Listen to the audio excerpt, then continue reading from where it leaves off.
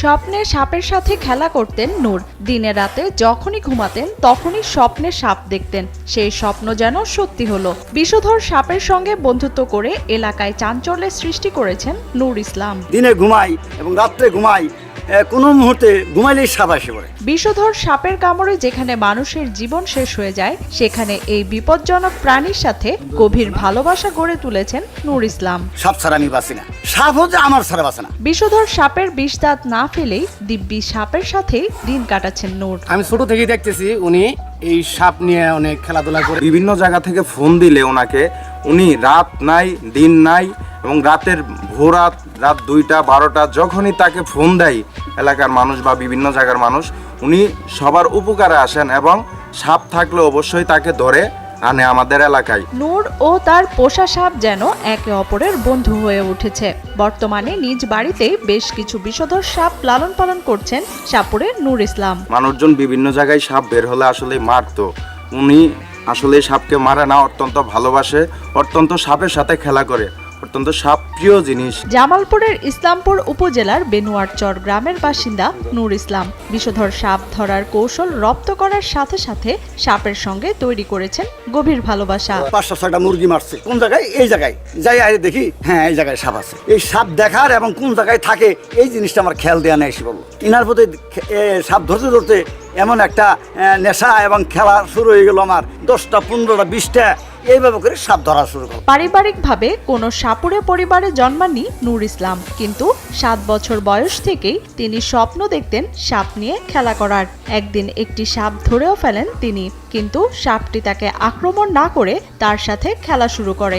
এরপর থেকে মূলত সাপের প্রতি তার অগাধ বিশ্বাস ও ভালোবাসার সৃষ্টি হয়। আমার বয়স যখন 7 বছর, তখন থেকে আমি ঘুমের ভিতরে স্বপ্নে সাপ দেখতাম। দীর্ঘদিন যাওয়ার পরে আমি স্কুলে যাইতেছি, রাস্তার এই পাশ থেকে এই পাশে একটা সাপ যাইতেছে।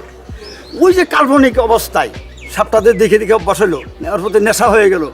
তারপরে দেখেন ওই সাপটা থাপড়া দিয়ে ধরলাম, এই পকেটের ভিতরে আপনার রাখলাম। এটা নেশা বাড়িতে নিয়ে এসে খেলাধুলা করি, খেলাধুলা করতে সাপের প্রতি অত্যধিক নেশা হয়ে গেল। কাছে বা দূরে কোথাও কোনো সাপের সন্ধান পেলে সেখানেই ছুটে যান নূর ইসলাম। নিজ এলাকা সহ আশেপাশের জেলাগুলোতে তার নাম ছড়িয়ে পড়লে বিভিন্ন জায়গা থেকে তার ডাকও আসে সাপ উদ্ধারের। তবে অভিভাবকদের ভয়ে বাড়িতে না রেখে জঙ্গলে সাপের বাসস্থান তৈরি করেছেন তিনি। ওনাকে খবর দিলে উনি যে সাপটা উদ্ধার করে নিয়ে আসে এবং যেটা রাখার রেখে দেয় এবং যেটা ছেড়ে দেওয়ার উনি জঙ্গলে ছেড়ে দেয়। উনি সাপের সাথে অনেক ভালোবাসা এবং আনন্দ করে সাপের সাথে। উনি অত্যন্ত ভালো লোক, আমাদের গ্রামে অনেক সেবা করতেছে, ওনার দ্বারা আমাদের গ্রামের অনেক উন্নতি হইতেছে। সাপ ধরার বিনিময়ে নির্দিষ্ট কোনো অর্থ দাবি না করলেও যা পারিশ্রমিক পান তা দিয়েই চলে এই সাপুরের সংসার। তবে অনেক সাপে কাটা রোগীকে সুস্থ করে তোলেন বলে দাবি এই সাপ প্রেমীর। এই নূর ইসলাম ওঝা বিভিন্ন জায়গা থেকে সাপ ধরে আনে এবং বিভিন্ন জায়গার অনেক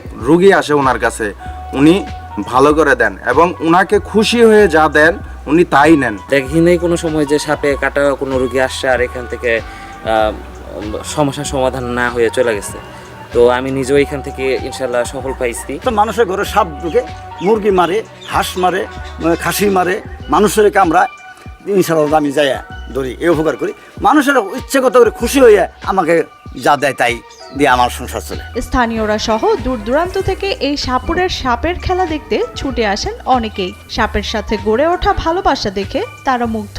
আর এ কারণে সাপ সংরক্ষণ ও সাপের বিষ উৎপাদনে সরকারিভাবে তাকে সহযোগিতার দাবি জানান এলাকাবাসী। সাপের বিষটা বিশেষ করে দেখা গেছে যে বাইরের দেশ থেকে নিয়ে আসা হয় বা বেশি মূল্যে ক্রয় করা হয়। তো এখানে যারা আছে দেখা গেছে যে নিজে সাপগুলো সংগ্রহ করতেছে, আবার এইখান থেকে নানান ধরনের জায়গায় সাপগুলো বিক্রি করতেছে।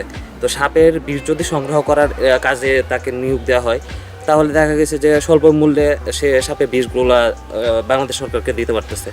তো আমাদের একটাই আকুল আবেদন, তাকে যদি এই ধরনের কোনো সুযোগ সুবিধা দেওয়া হয় তাহলে অনেক উপকৃত হবে। এদিকে সাপের বিষ সংগ্রহে সরকারের সহায়তা পেলে দেশের জন্য আরো অবদান রাখতে পারবেন বলে মনে করেন সাপপ্রেমী নূর ইসলাম। আর সরকারে যদি আমাদেরকে তাকায়, আমারও কিছু লাভজনক হতো। যে বিষ শুনি যে বাহির থেকে নিয়ে আসে, যে আমাদের কাছ থেকে যদি নেয়, বাংলাদেশের সম্পদ বাংলাদেশে যদি কাজে লাগে অনেক লাভবান বাংলাদেশে, বাহির থেকে আর কেনার প্রয়োজন নাই। কিন্তু সরকারে যদি আমাদের কাছে নিত তাহলে আমাদের বাংলাদেশে অনেক উন্নত হতো, আমিও লাভবান হইতাম, বাংলাদেশের সম্পদটা বাংলাদেশে থাকতো।